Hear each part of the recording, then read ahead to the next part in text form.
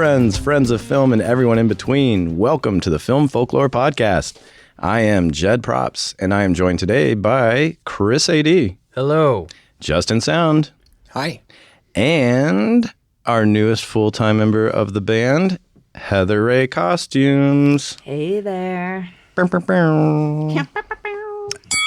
right. Heather Ray, how are you? I'm doing great. Excited to be here. How have you been? I've been, like everyone else. Like everybody else. Yeah. If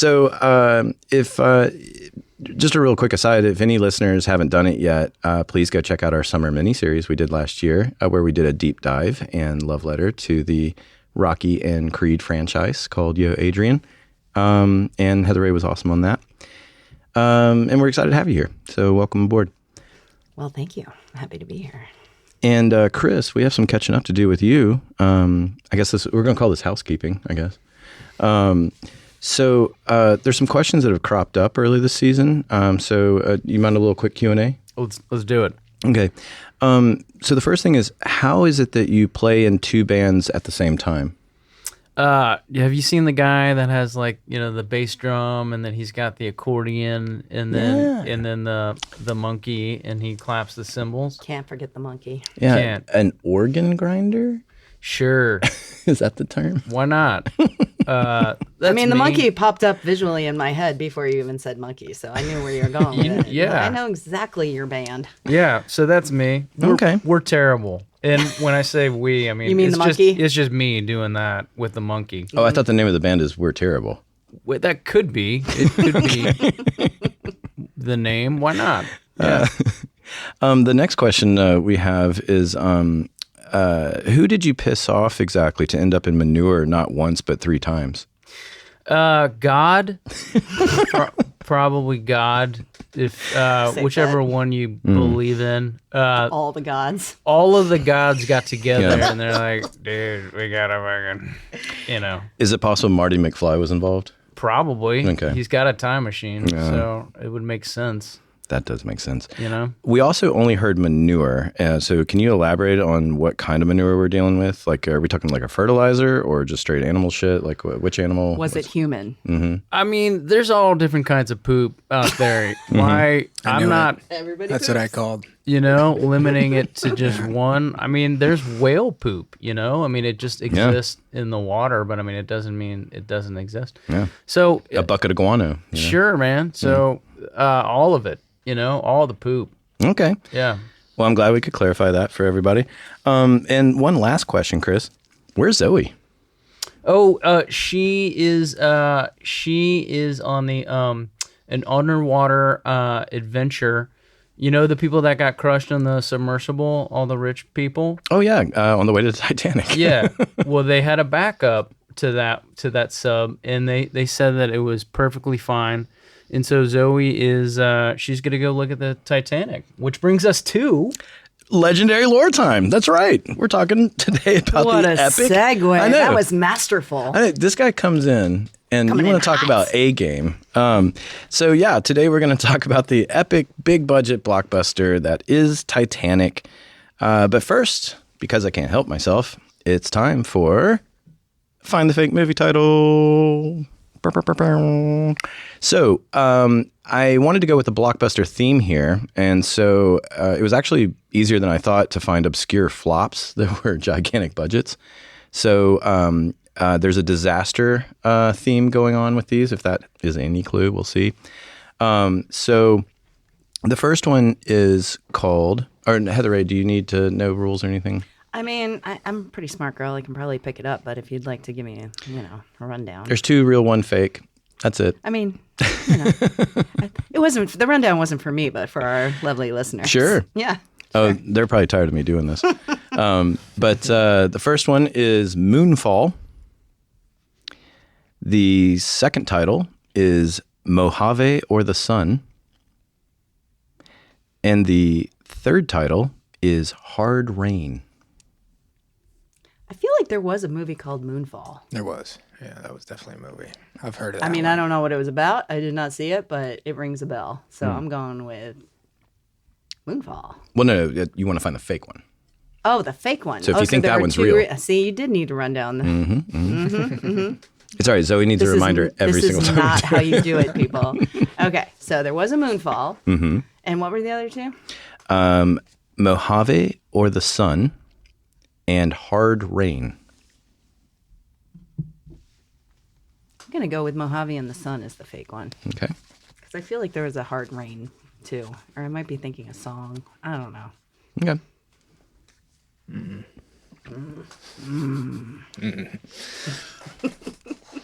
I'm gonna say Hard Rain. You're going to go Hard Rain? Yeah. All right. And Chris? Manure. Was that one of them? That wasn't No, one it of was them. butt stuff. There's Manure Fall. No, that's a real movie. Yes. there's Unfortunately. Moonfall, Wow. Yeah. Moonfall, Mojave or the Sun, and Hard Rain. I'm gonna go with Mojave and the Sun. Okay. The answer is Mojave or the Sun. Checks. Justin staying consistent over there. I was like, if there's, I'm getting a little too recent. Y'all probably will know these. So Wait. I have a question. Yes. In Moonfall, did the moon actually fall? Yes. So it's Halle Berry.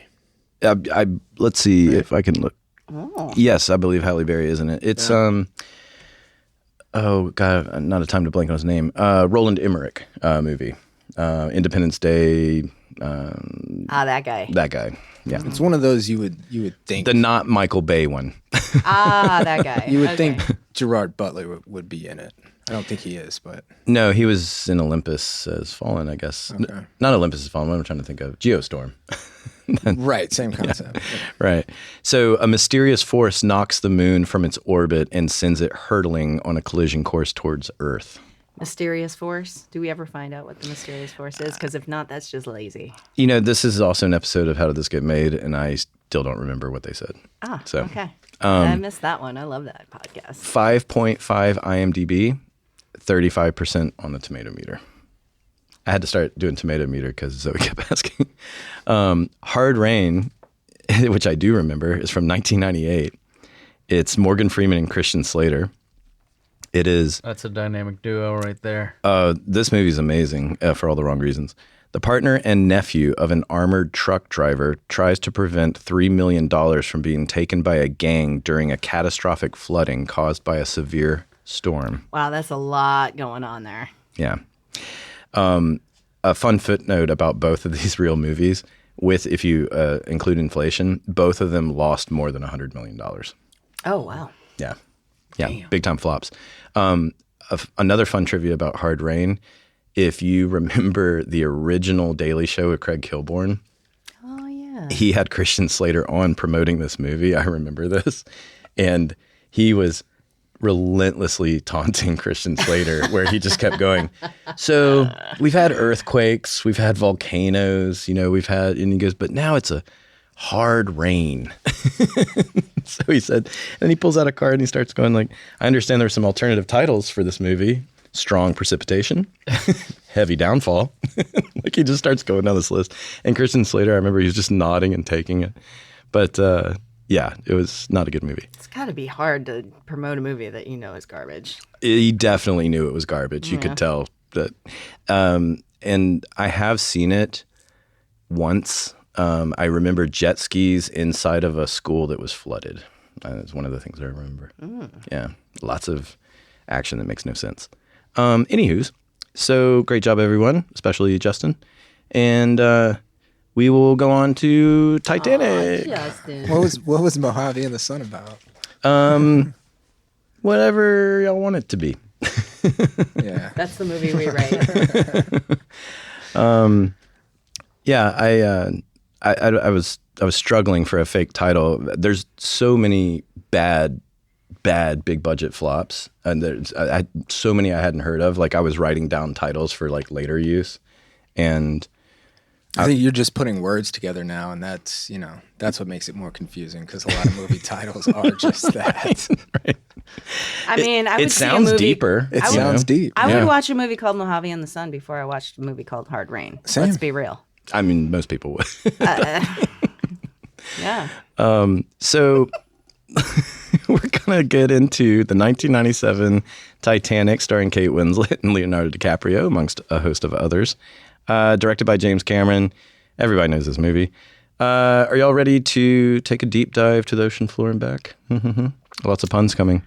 I'm as ready as I'll ever be. Exactly. All right, here we go. Yeah. I'm going to call this Titanic Tempers, Führer's Fatigue, and Unsolved Soup Crimes. Nice. That is our title here. I like it. Yeah, so before we get in any further, research for today's episode comes from cheatsheet.com, The Guardian, my favorite go-to, Collider, Hog Global Engineering's website, globalnews.com, looper.com, Entertainment Weekly, LA Times, and Vulture. I think I just set a record on this one. And possibly Wikipedia. Possibly. Heather Ray may have her own notes from Wikipedia. I always ask this question, have you seen this movie? I mean, everyone's seen this, right? Yes. I mean, Zoe revealed in a previous episode that even she's seen this movie, so it's a shame she's not here because this would be the first time that we've all collectively seen the topical movie.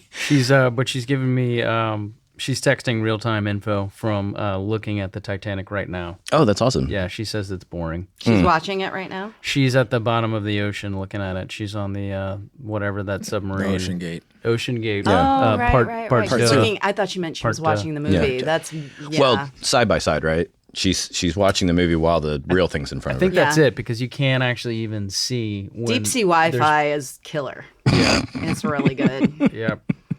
I mean, it's for millionaires. That's why. Right. It's got to be Billionaires. good. Or yeah, billionaires. With a B, baby. Dead billionaires. Anywho's. Only kind of good billionaire. So, all right. If you haven't seen Titanic for any weird reason and somehow you've never heard of the true story, I don't know what's wrong with you. Go look it up. It's basically, largest ship ever made sank. And anything else to add to that as far as the real story goes? Giant ocean liner, early 1900s. I mean, I have lots of Titanic info. Like Yeah, we're gonna get into it. Yeah, we'll get there. Yeah. I mean, like most of these movies, I feel like we all know a little bit from behind the scenes. It's hard to not when it's a movie of this scale. And of course, once I start deep diving, I just realize there's so much more. And most projects have issues. We all know that. It's just the nature of the beast. But something like Titanic has to come with some nutty stuff. And of course it does. And so y'all buckle up because it's coming. So we're going to start with the general shooting of it. The bulk of the movie was shot over 6 months in a small seaside area of Mexico called Rosarito Beach. They actually built a film studio there to make the movie, which is pretty nuts. Is that on the West Coast or is it in the Gulf of Mexico? I'll give you a hint. It's called Baja Studios. I don't know Mexico well enough. West. Okay, perfect. Let's see. They shot all of the non-ship stuff, more or less, in Nova Scotia. And then all of the kind of ship-related stuff was in Mexico, more or less. The studios they built consisted of several sound stages, several water tanks, with the largest water tank being a 17 million gallon, what they call a horizon tank, with 270 degrees of ocean visibility. Fun trivia. So how much land, like if it were land, I know it's not land, but how much would be, would it be a mile, like an acre? Or It's a fair question to ask. It's hard to say because we don't know the depth of the tank. I don't need to know the depth. I'm talking like square footage across the surface. I can put it in this perspective. The Titanic they built was a 9/10 scale. It's mostly a steel frame with paneling for the major ship. But I mean, that should give you a pretty good idea. I mean, it was almost full size. So fucking big. So it was fucking big. All right, got It's a little bit more water than your low flow toilet. Okay. Yeah. You definitely, if you have the 2-button option, it was a 2-button. Yeah. Okay. Yeah. This is a little bit of a fun trivia. Because this water tank was deconstructed after the production ended, do y'all want to take a wild guess where the current largest water tank in the world is? To the best of my knowledge, I wasn't able to find anything that is different. Vegas. Shreveport, Louisiana. What? Because it was built for the Coast Guard flop, the Guardian, and the city wanted to keep it afterwards, and so it's still in existence up there. And at the time, it was the largest water tank because it wasn't being torn down for any reason. So to the best of my knowledge, it's still standing as the largest water tank. That is weird. Filming water tank, I should say. Which water was worse for you, the water in Mexico or the water in Shreveport? Shreveport. Okay. Yeah, I'd have to go with Shreveport. There we go. I know that seemed like a flippant answer, but I actually did a series of tests. There were beakers involved. Very good. It took, when you take into account, I also should throw in, when you think about the prep, design, build, tear down, all of that, you're talking about a year start to finish. So this was basically a year-long project. Money-wise, what a gig. So to start us with, we might get into some earmuff situations, Chris, just giving you a little heads up. Okay, I'm scared, but okay. James Cameron, Jim Cameron, as he's known to friends and colleagues, he already had a reputation for going big before he tackled anything, the likes of Titanic or later Avatar. In some ways, you have to admire the cojones or cajones if you're Rocky V on this guy, because he had a little that was for you, Heather Ray. I got it. I caught it. But if he never saw the word, That's what I'm saying. How did he? call back. All right. So, so he's never really given a shit about budgets, and I guess you can say in his defense, it's worked well for him because he's succeeded on all of his projects. So that said, Titanic was originally slated for about 138 shooting days with a budget of about $110 million at the time. And it finished up more like 160 days of shooting and over $200 million. I don't think I put it in here, but I did read that essentially every minute of screen time is $1 million if you're watching the movie. Oh, wow. Yeah. That's wild. Yeah. I do want to put it into perspective. Okay, it took $200 million to make the movie in 1997, right? It cost $7.5 million to build the ship in 3 years and 2 days, the actual Titanic. Mm-hmm. And it was $24.5 million in today's money. In today's money. Okay. So $200 million to make the movie. There was $420,000 in cargo, which is about $15 million today. So even adding up that whole thing, it doesn't even come close to how much it cost to make this movie. Yeah, but the movie didn't sink. It didn't. Good points. Although Wordplay. a little foreshadowing. That you just said it all, man. All right, that's a wrap, everybody. That's a wrap. I mean, personally, I disagree, but we'll get to that. Also, a little foreshadowing. The 9/10 scale boat did sink to a certain degree, but we'll get into that. Ah, jeez. There is some irony coming.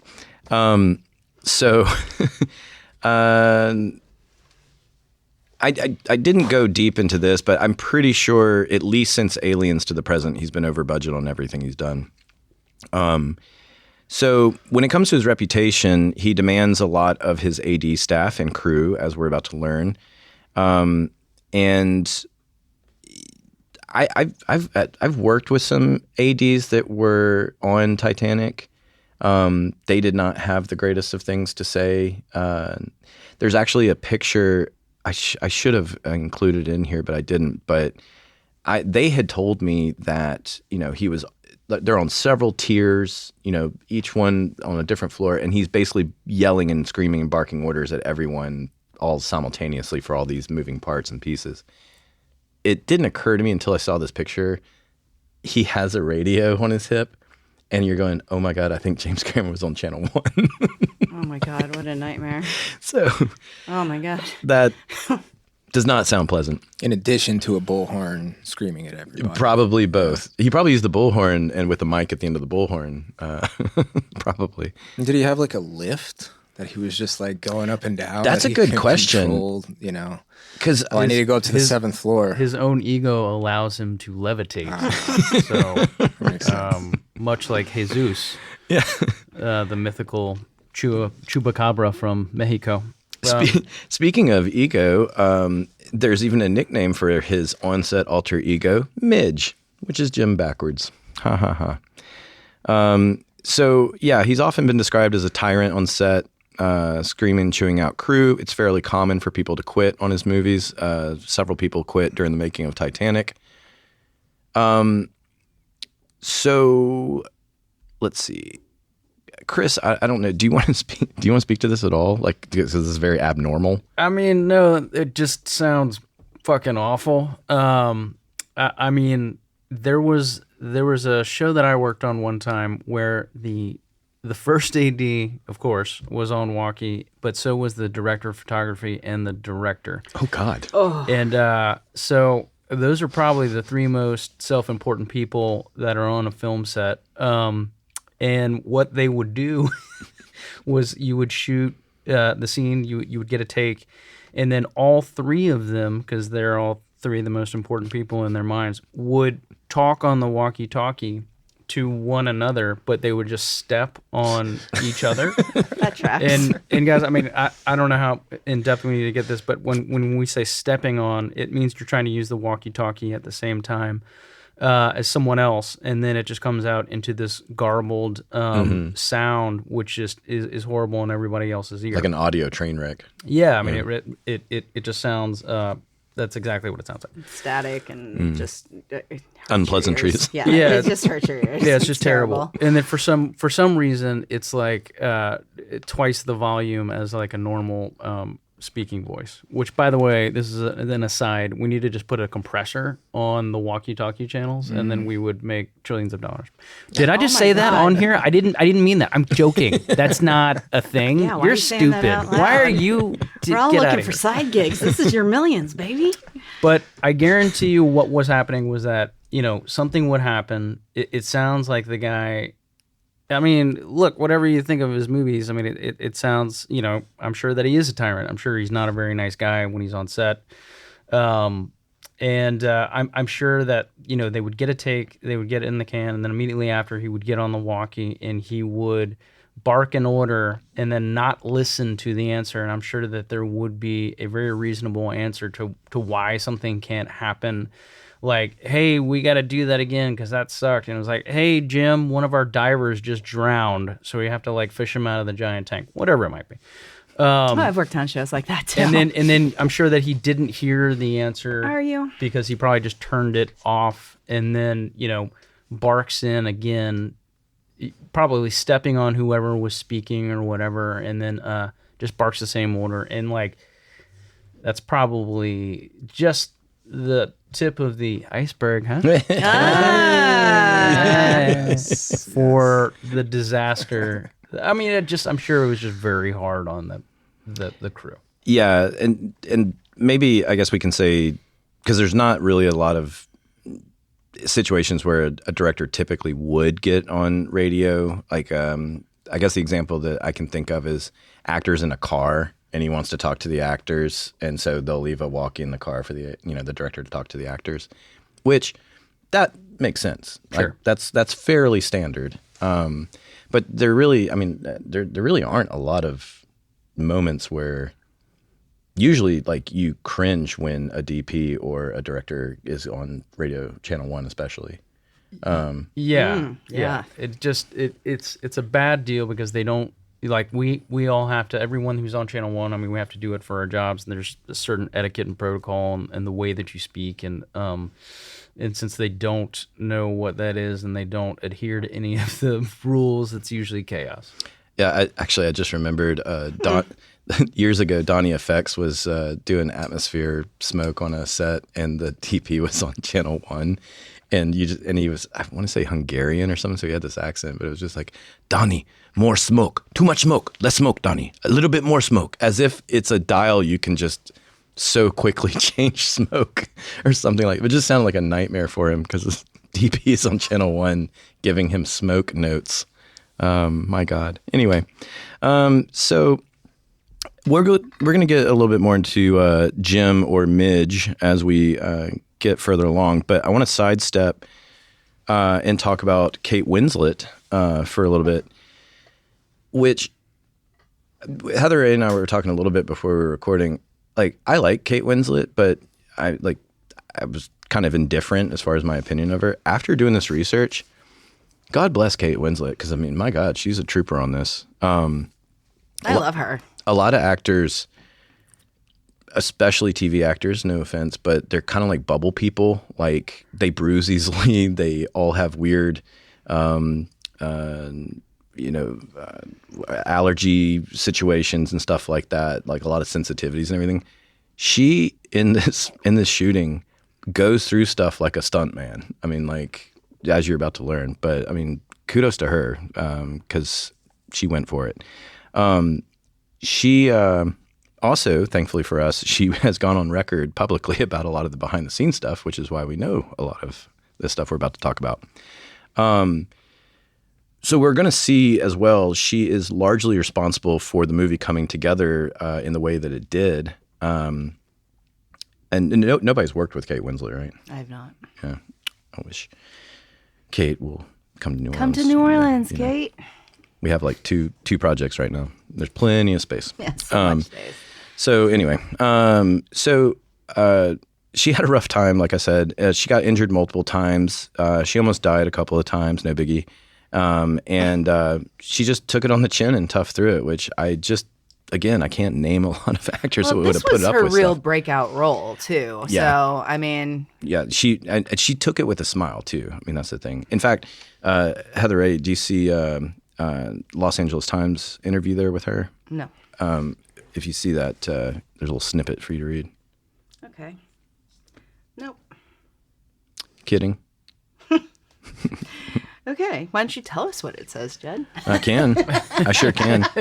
Just imagine I sound like Heather Ray. Why don't you read it? Yeah. Because, you got It's right it. in front I'll tell you what you can do with. In an interview with Los Angeles Times, Kate Winslet called filming the story of the famed ocean liner an ordeal. During the course of production, she nearly drowned, got the flu, and was constantly cold from being immersed in icy water. She told the publication, "I chipped a small bone in my elbow. At one point, I had deep bruises all over my arms. I looked like a battered wife." Winslet also slipped on a replica of the ship's deck where she got a gash on her right knee. The tough shoot left her and other cast members exhausted. Filming Titanic not only dragged on for months, but the cast and crew also were putting in 19-hour days. Kate Winslet didn't realize just how demanding the process of making the movie would be when she was cast in the role of the film's heroine. Quote, "The first day started at 5 a.m. and went on to 1 a.m., Winslet told the Los Angeles Times.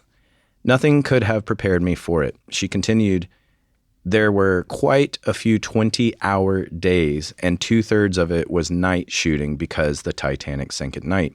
It was every man for himself on the set. You had to ensure that you snatched some sleep during the day with a black eye mask on. Sometimes you'd find yourself having lunch at 2 a.m. or breakfast at 4 p.m. It was very disorienting." By the way, the crew was working through this entire time without any eye masks or anything like that. Yeah. Incidentally. And also, But go ahead. I have to wear an eye mask every single night, even though my room is basically blackout curtains. And the reason for that was because on Homefront, did you work on that? I did not do Homefront. I worked on that a little bit. Yeah, it was a dog shit thing. Shout out Homefront. Do we get in trouble for that? We'll find out. Yeah. Tune in next week. Where Chris is getting sued. And only if it's slander, which doesn't sound like I've never seen it. Statham's here. Oh, hey now. And he's kicking Chris's ass. Great. Because it was 8 weeks of night. And like I basically after like the third or fourth day of just like coming back, it's 9 a.m. and you have to get some sleep, and I couldn't because I'm seeing the sun. It's coming into my room. I got an eye mask, and now, I mean, unless it's literally complete darkness, I just can't sleep. Well, you're such a princess. I look Chrissy. like Zsa Zsa Gabor when I'm going to bed. I mean, I've Does got it the eye have like mask. lace on the edges of it? Well, of course, I said Josh Agabor. It's satin. And I'm wearing a nice nightie. Yeah. And I look radiant and resplendent Yeah. in my my eye mask. Yeah. Old habits die hard, because Chris came over for dinner a couple weeks ago, and he ate his entire meal over my trash can, which I was like, Chris, you can sit. It's the only way I feel comfortable is by eating over the trash can. He insisted on a paper plate. I was like, I have normal plates. Don't want your Use the damn plate instead of a napkin. Can you Fancy. just wrap the whole thing in tin foil and let me eat it over a trash can, please? That's how we all eat, isn't it? Just out of habit. So Kate was also pretty candid when it came to how old Mij treated the crew. She speculated the whys, which there's definitely truth to, but I think we can expand more from where she stopped politely. Justin, do you see that? Winslet said that while she and the film's other actors didn't bear the brunt of James Cameron's reported temper, she felt for the crew who did. She believes Cameron didn't take his frustration out on his actors for fear their performances wouldn't remain up to par. He's a nice guy, but the problem was that his vision for the film was as clear as it was, she says. He has a temper like you wouldn't believe. As it was, the actors got off lightly. I think Jim knew he couldn't shout at us the way he did to his crew because our performances would be no good. She also shared Cameron was a really tough nut to crack. There were times I was genuinely frightened of him. However, I did like him, and I did come to understand him, she stresses. There were times he was understanding. Logistically, it was very tough for film for him, as much as anyone. By the end, I was existing on about 4 hours of sleep per day, but Jim was existing on 3. Yeah, so I wanted to for us to speak about this for a second, because there's a whole thing where the, quote, taking it out on part that just gives me pause and tickles my PTSD. It's just that thing of like, it's an old school type of thing that thankfully is seemingly, going the way of the dodo and dying off. But there's never a time that you need to be screaming and yelling at people. That never gets better work out of people. We can say all that. But did y'all want to say anything here in regards to having a screamer of a director or anything in that way? No, I just never understand why, the adults in the room don't understand that they need to give us so little for us to give them so much. Yeah. I never understand that. Oh, and being talked to like you're an absolute moron. Oh, yeah. That kind of demeaning behavior. Like, anyway. But yeah, I like there is a changing culture. I think it's good to mention that this behavior should not have a place, whether it's our industry or any industry, honestly. I don't see it changing that much, honestly. I can't say in the last movies I've done in the last couple of years. No, I mean I have had, I have dealt with some people that I would rather not. I've also dealt with lovely people. Yeah. So I've had an overall better. I feel like it's dwindling if I'm like judging by numbers. Like the frequency of it seems less and less. But it could just be my personal luck of the draw. I mean, there's that too. I'd imagine there's some directors out there that look up to this, and it's case by case. Let's be real. I mean, there's a Academy-nominated director in this upcoming Oscars that I have worked with who is a screamer and a shithead to crew, and now he's up for an Oscar, and that kind of pisses me off. Hint, it's a he. There you go. Yeah, he made a PA cry. People fail upward at a rapid rate in this industry. Yeah. So. Well, like I remember there was a PA that was not over his shoulder in any way, but we had a ton of background. We were in the casinos and it was very busy, a lot of movement. And she was just trying to find a monitor because she had responsibilities. And I want to say she was maybe 6-ish feet behind him. And he realized that she was looking at his monitor. And so he turned around and screamed at her for looking at his monitor, made her cry. That was such an unnecessary thing to do. And now he's up for an Academy Award. Cool. Interesting. Yeah. It's like it's a musical project, like a musician's involved. Anyway, so you have to raise like what Oscars are up. I'm gonna find out who this is. Yeah. As soon as we take a break. Can't build a giant boat without making a few PAs cry. Wasn't that the tagline on the poster for the? That was the first tagline. Right. And they went with. They decided to go something different. Yeah. So I'm gonna start winding us down because this is gonna be a two-parter. But there's already Chris has said it. This is the tip of the iceberg.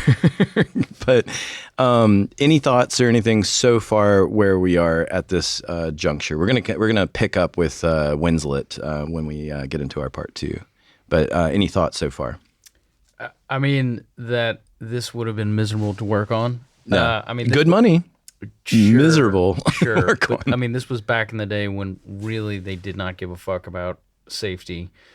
I'll say the Mexico thing gives me pause. I feel like it's in Mexico for a very good reason that you can get away with a little bit more here and there. Yeah, Sure. there's no OSHA there.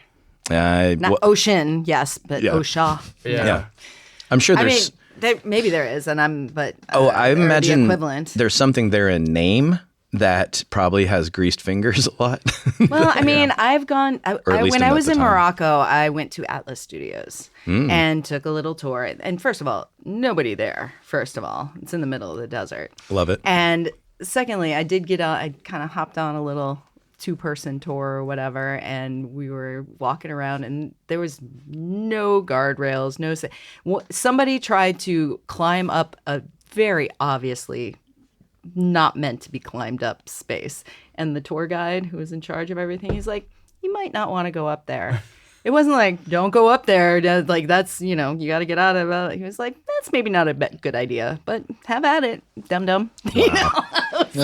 Which I kind of respected, actually, Which we don't need the same kind of insurance as you guys. Yeah, exactly. There ain't no insurance. Right. Part of the outsourcing that we're experiencing right now is it's not just that they can exploit labor, but it's these other things as well. Like Eastern Europe is very popular right now for shooting, and there's a lot of bad reasons for that. And what's the union situation? I know a lot of things are going. There's not a union. There's not a union currently. I actually just learned this. Shout out to Paul, who just told me this, oddly enough. Early film in that part of the world actually was unionizing. And then when Soviet Russia happened, Stalin put an end to all of that. So ironically, there's talk of trying to unionize people who were at one point unionized before we were. So I just heard our illustrious IATSE president talking a little bit about that. And, I think he was talking about the LA wildfires while talking about unionizing labor in Europe, which is kind of conflicting to talk about those two things in the same whatever. But yeah, how long can they get away with the exploitation before they have to pick up and go somewhere else? And eventually, part of it's about the dollar and how can I maximize my profits? We all know that part. But part of it's, how many stuntmen can I throw at something and it doesn't matter what happens to them? There's that. There's lack of guardrails or other safety issues that could be going on. Shoddy construction is already an issue in our industry sometimes. Yep. And I can only imagine what happens in a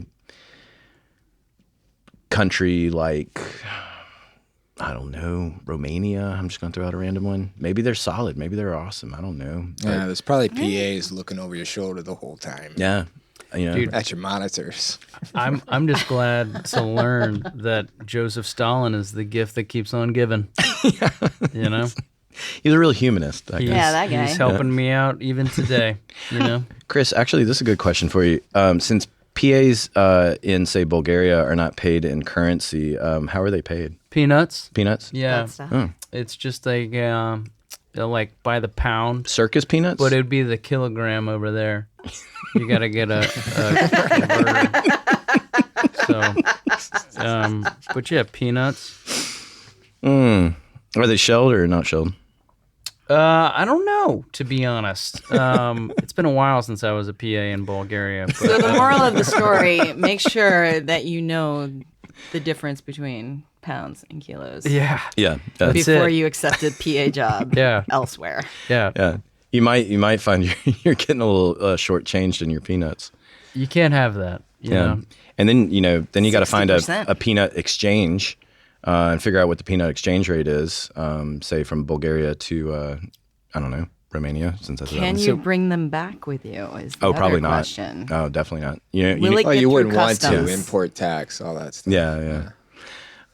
It's basically all they're eating too. So they probably don't have a lot to bring home. It's fair.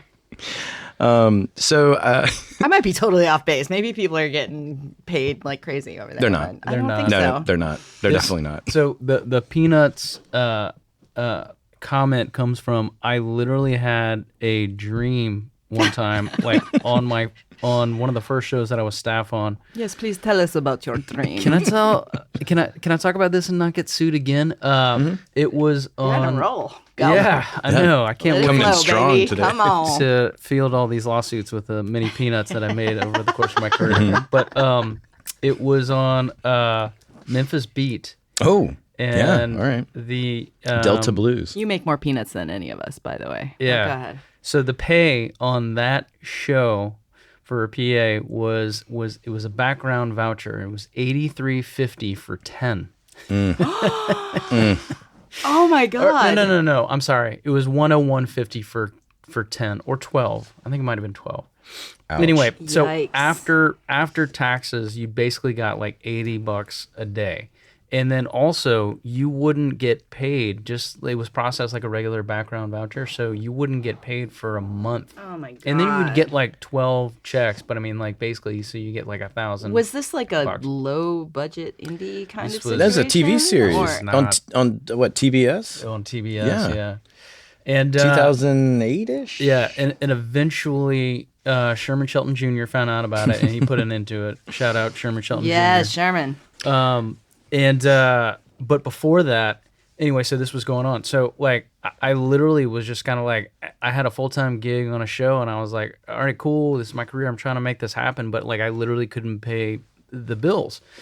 And it was such a struggle to actually get paid, just be like, hey, can we just maybe, I mean, like, I know everybody is waiting on this money, but can the PAs get to like, is there anything we can do to speed up the process? Because PAs aren't in the union yet, for anyone who does not No, realize and that. I mean, And it's another this is why example we of why need unionizing unions. labor. Yeah. This is why This we is it. need unions. And so there was a whole bunch of pushback, and eventually there was a person on the show, I won't say who said, hey, man, you got to back off. You got to stop. Jason Statham.